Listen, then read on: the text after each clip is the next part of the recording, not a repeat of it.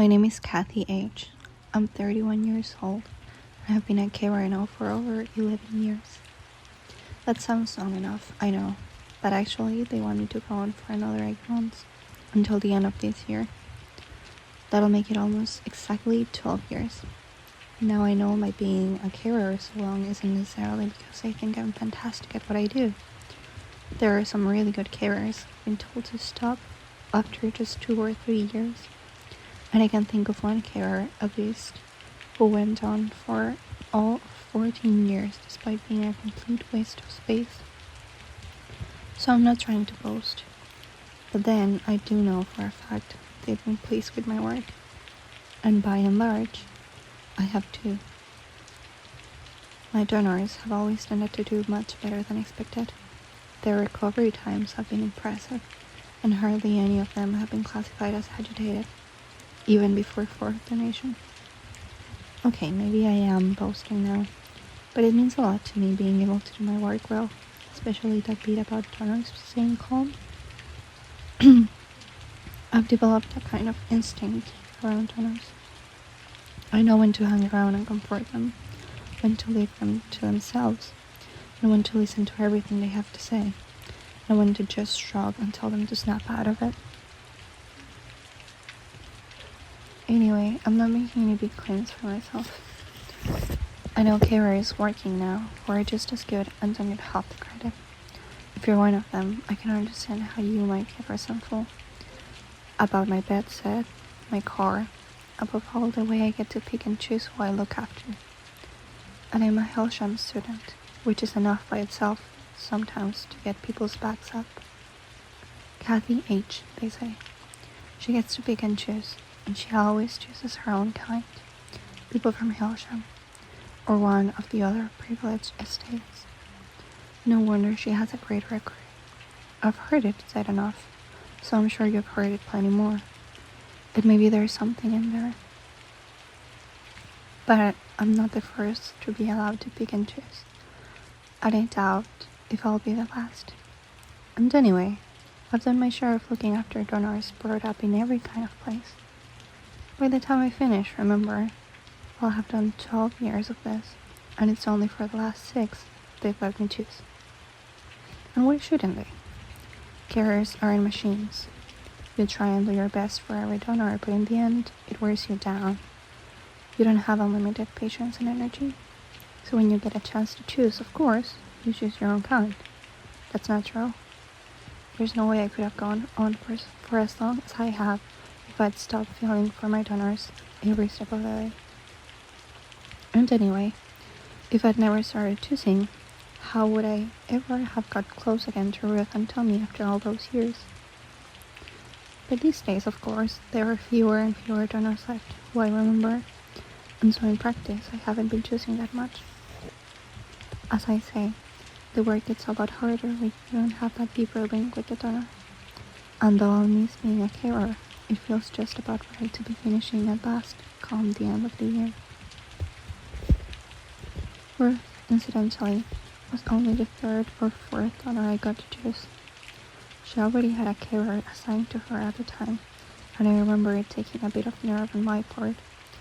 But at the end, I managed it, and the instant I saw her again, at that recovery center in Dover, all our differences, while they didn't exactly vanish, seemed not nearly as important as all the other things. Like the fact that we'd grown up together at Hellsham, the fact that we knew and remembered things no one else did. It's ever since then, I suppose, I started seeking out my donors, people from the past, and whenever I could, people from Hellsham. There have been times over the years when I've tried to leave Hellsham behind, when I've told myself I shouldn't look back so much. But then there came a point when I just stopped resisting. It had to do with this particular donor I had once, in my 3rd year as a carer. It was his reaction when I mentioned I was from Hellsham. He had just come through his 3rd donation. It hadn't gone well, and he must have known he wasn't going to make it. He could hardly breathe, but he looked towards me and said, "Hellsham, I bet that was a beautiful place."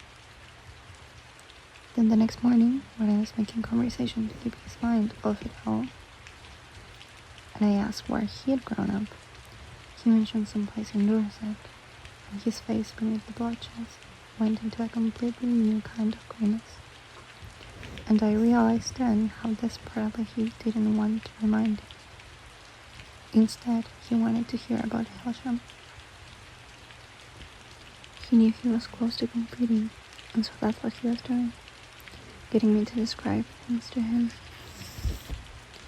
so they would really sink in, so that maybe during those sleepless nights, with the drugs and the pain and the exhaustion, the line would blur between what were my memories and what were his. That was when I first understood, really understood, just how lucky we'd been. Tommy, Ruth, me, all the rest of us.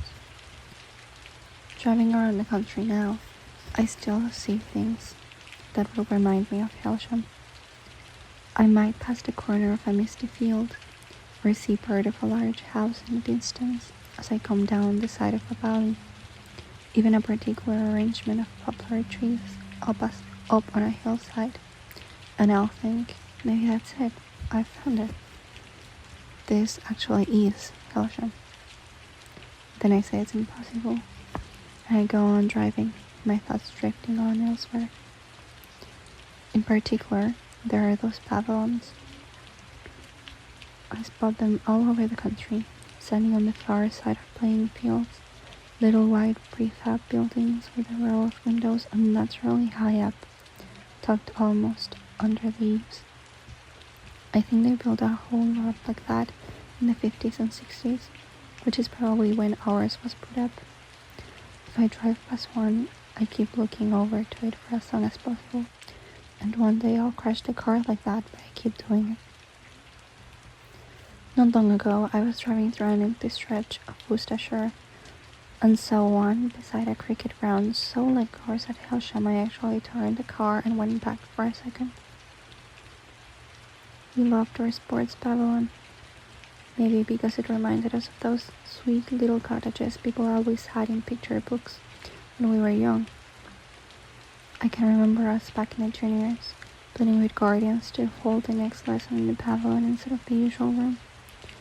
Then by the time we were in senior 2, when we were 12 going on 13, the pavilion had become the place to hide out with your best friends when you wanted to get away from the rest of Helsham. The pavilion was big enough to take 2 separate groups without them bothering each other. In the summer, a 3rd group could hang about out on the veranda. But ideally, you and your friends wanted the place just to yourselves, so there was often jockeying and arguing. The guardians were always telling us to be civilized about it, but in practice, you needed to have some strong personalities in your group to stand the chance of getting the pavilion during a break or free period. I wasn't exactly the wilting type myself, but I suppose it was really because of Ruth we got in there as often as we did. Usually we just spread ourselves around the chairs and benches. There'd be 5 of us, 6 if Jenny B came along, and had a good gossip. There was a kind of conversation that could only happen when you were hidden away in the pavilion. We might discuss something that was worrying us, or we might end up screaming with laughter, or in a furious row. Mostly, it was a way to unwind for a while with your closest friends. In the particular afternoon I'm not thinking of, we were standing up on stools and benches, crowding around the high window that gave us a clear view of the north playing field where about a dozen boys from a year and senior 3 had gathered to play football. There was a bright sunshine, but it must have been raining earlier that day because I can remember how the sun was glinting on the muddy surface of the grass. Someone said we shouldn't be so obvious about watching, but we hardly moved back at all. Then Ruth said, "He doesn't suspect a thing. Look at him. He really doesn't suspect a thing." When she said this, I looked at her and searched for signs of disapproval about what the boys were going to do to Tommy. But the next second, Ruth gave a little laugh and said, "The idiot." And I realized that for Ruth and the others, whatever the boys chose to do was pretty remote from us. Whether we approved or not didn't come into it. We were gathered around the windows at that moment, not because we relished the prospect of seeing Tommy get humiliated yet again, but just because we'd heard about this latest plot and were vaguely curious to watch it unfold. In those days, I don't think what the boys did amongst themselves went much deeper than that. For Ruth, for the others, it was that detached, and the chances are that's how it was for me too. Or maybe I'm remembering it wrong. Maybe even then, when I saw Tommy rushing about that field, undisguised delight on his face to be accepted back in the fold again, about to play the game at which he so excelled, maybe I did feel a little stab of pain. What I do remember is that I noticed Tommy was wearing the light blue polo shirt he had got in the sales the previous month, the one he was so proud of. I remember thinking, he's really stupid playing football in that. It'll get ruined. Then how's he going to feel? Out loud, I said to no one in particular, Tommy's got his shirt on, his favorite polo shirt. I don't think anyone heard me, because they were all laughing at Laura, the big clown in the group, mimicking one after the other the expressions that appeared on Tommy's face as he ran, waved, called, tackled. The other boys were all moving around the field in that deliberately languorous way they have when they're warming up. But Tommy, in his excitement, seemed all ready to be going full pelt. I said, louder this time, "He's going to be so sick if he ruins that shirt." This time Ruth heard me, but she must have thought I'd meant it as some kind of joke because she laughed half-heartedly, then made some quip of her own. Then the boys had stopped kicking the ball about and were standing in a pack in the mud, their chests gently rising and falling as they waited for the team picking to start. The two captains who emerged were from Senior 3, though everyone knew Tommy was a better player than any of that year. They tossed for the first pick. Then the one who'd won stared at the group. "Look at him," someone behind me said. "He's completely convinced he's going to be the first pick. Just look at him." There was something comical about Tommy at that moment, something that made you think, well, yes, if he's going to be that daft, he deserves what's coming. The other boys were all pretending to ignore the picking process, pretending they didn't care where they came in the order. Some were talking quietly to each other, some retying their laces, others just staring down at their feet as they trammeled at the mud. But Tommy was looking eagerly at the Senior 3 boy, as though his name had already been called. Laura kept up her performance all through the team picking, doing all the different expressions that went across Tommy's face. The bright, eager one at the start, the puzzled concern, 4 picks had gone by and he still hadn't been chosen. The hurt and panic as it began to dawn on him what was really going on. I didn't keep glancing around at Laura though, because I was watching Tommy. I only knew what she was doing because the others kept laughing and egging her on. Then when Tommy was left standing alone and the boys all began sniggering, I heard Ruth say, "It's coming. Hold it. 7 seconds. 7, 6, 5. She never got there. Tommy burst into thunderous bellowing, and the boys, now laughing openly, started to run off towards the south playing field. Tommy took a few strides after them. It was hard to say whether his instinct was to give angry chase, or if he was panicked at being left behind. In any case, he soon stopped and stood there, glaring after them, his face scarlet. Then he began to scream and shout, a nonsensical jumble of swear words and insults. We had all seen plenty of Tommy's tantrums by then, so we came down off our stools and spread ourselves around the room. We tried to start up a conversation about something else, but There was Tommy going on in the background, and although at first we just rolled our eyes and tried to ignore it, in the end, probably a full 10 minutes after we first moved away, we were back up at the windows again. The other boys were now completely out of view, and Tommy was no longer trying to direct his comments in any particular direction. He was just radiating his flames about at the sky, at the wind, at the nearest fence post. Laura said he was maybe rehearsing his Shakespeare. Someone else pointed out how each time he screamed something, he'd raise his foot off the ground, pointing it outwards, like a dog doing a pee. Actually, I'd noticed the same foot movement myself, but what had struck me was that each time he stamped the foot back down again, flecks of mud flew up around his shins. I thought again about his precious shirt, but he was too far away for me to see if he'd gotten much mud on it. I suppose it is a bit cruel, Ruth said, the way they always work him up like that, but it's his own fault if you learn to keep his cool, leave him alone. They'd still keep on at him, Hannah said. Graham K's temper is just as bad, but that only makes them all the more careful with him. The reason they go for Tommy is because he's a lie-about. Then everyone was talking at once about how Tommy never even tried to be creative, about how he hadn't even put anything in for the spring exchange.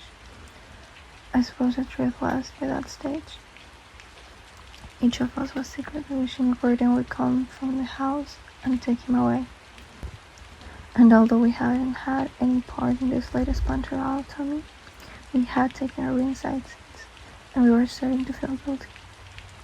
But there was no sign of a Gordon, so we just kept swapping reasons why Tommy deserved everything he got. Then when Ruth looked at her watch and said, even though we still had time, we should get back to the main house, nobody argued. Tommy was still going strong as we came out of the pavilion. The house was over to our left, and since Tommy was standing in the field straight ahead of us, there was no need to go anywhere near him. In any case, he was facing the other way and didn't seem to register us at all. All the same, as my friends set off along the edge of the field, I started to drift over towards him. I knew this would puzzle the others, but I kept going, even when I heard Ruth's urgent whisper to me to come back.